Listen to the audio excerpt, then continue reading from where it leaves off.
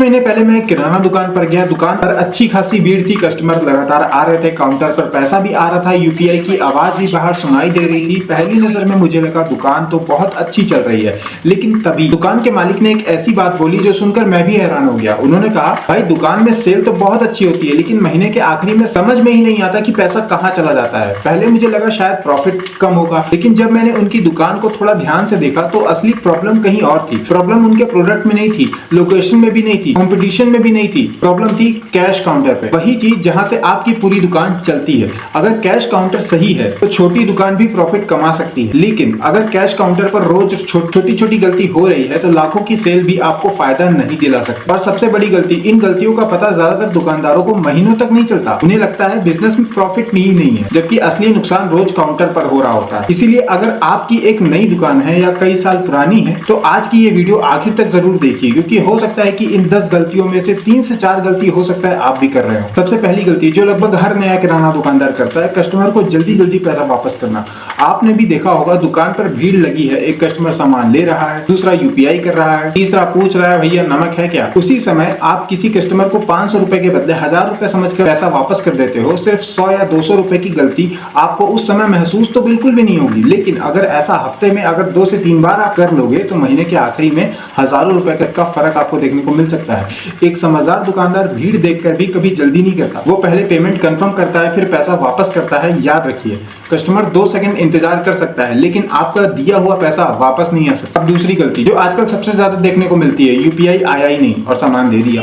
आजकल कस्टमर बोल देता है भैया पेमेंट हो गया है, और दुकानदार मोबाइल देखे बिना सामान दे देता है, लेकिन कई बार नेटवर्क की वजह से पेमेंट पेंडिंग रह जाता है, या फिर कई बार फेल्ड हो जाता है, और कई बार तो गलत नंबर पर चला जाता है। इसीलिए कभी भी सिर्फ कस्टमर की बात पर भरोसा मत कीजिए, अपने फोन में पेमेंट रिसीव देखकर ही सामान दीजिए।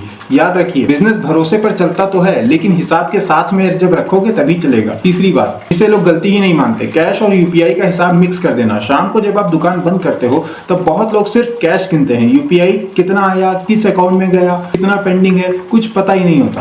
फिर महीने के आखिरी में लगता है इतनी सेल हुई थी, पैसा कहाँ चला गया यार। असल में पैसा गया नहीं, आपने उनका हिसाब ही नहीं रखा है। इसीलिए हर दिन दुकान बंद करते समय कैश अलग रखो, यानी कि जो आपकी नगद जो बिक्री हुई है उसको अलग रखो, यूपीआई अलग हुई है, और उधार जितना आपने दिया है वो सामान आप अलग हिसाब बना करके रखो। यही आदत आगे चलकर आपको बड़े नुकसान से बचाएगी। अब चौथी गलती जिसे छोटे दुकानदार सबसे ज्यादा इग्नोर करते हैं, काउंटर पर छुट्टे पैसे ना रखना। कई बार कस्टमर 500 रुपए की नोट देता है और दुकानदार कहता है भैया छुट्टे पैसे नहीं है, बाद में दे देना, तुम सामान ले जाओ। कस्टमर मुस्कुराकर चला तो जाता है, लेकिन अगली बार वह उसी दुकान पर जाएगा जहां उसे पूरा पैसा तुरंत छुट्टे में मिल जाए। छुट्टे पैसे सिर्फ सुविधा नहीं है, वो कस्टमर एक्सपीरियंस है, और बिजनेस में कस्टमर एक्सपीरियंस एडवर्टाइजमेंट से भी ज्यादा काम करता है। अब पांचवी गलती जिसकी वजह से कई दुकानदारों को लगता है कि दुकान तो चल रही है, फिर पैसा क्यों नहीं बच रहा है, गलती है बिना हिसाब के सामान देना।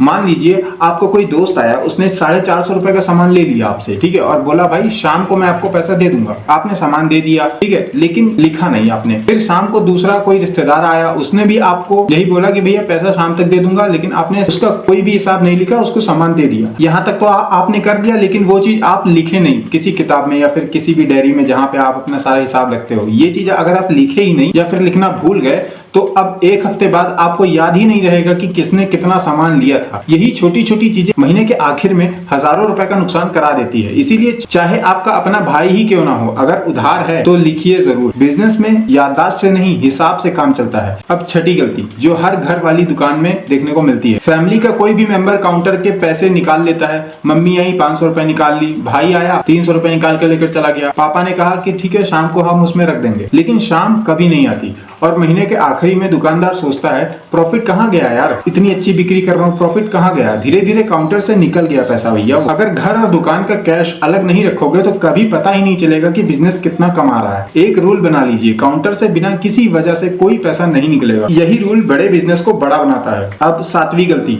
जिसे लोग बहुत छोटा समझते हैं लेकिन नुकसान बहुत बड़ा होता है, काउंटर पर एक्स्ट्रा कैश खुला छोड़ देना। कई दुकानदार पूरे दिन का कैश काउंटर के ड्रॉअर में ही रखे रहने देते हैं। मान लीजिए कोई भीड़ हुई या फिर दुकान पे कस्टमर थोड़ा ज्यादा आ गए, कोई किसी का ध्यान भटका या कोई गलत इरादे वाला इंसान आया और वो निकाल ले गया, तो नुकसान होने में देर नहीं लगी। समझदार दुकानदार दिन में 1-2 बार एक्स्ट्रा कैश अलग रख लेता है, काउंटर पर सिर्फ उतना कैश रखता है जितना रोज की जरूरत है। ये आदत सिक्योरिटी भी बढ़ाती है और रिस्क भी कम करती है। 8वीं गलती, डेली कैश क्लोजिंग ना करना। बहुत से दुकानदार पूरा दिन सेल करते हैं लेकिन रात में कैश यानी कि जो पैसा होता है उसे गिनते नहीं है।